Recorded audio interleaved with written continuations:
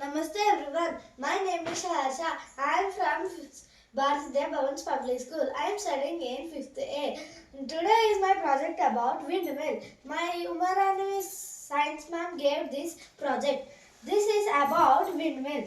Windmill utilize the energy of wind and generate electricity. Wind turbines convert wind energy into electricity energy on spinning.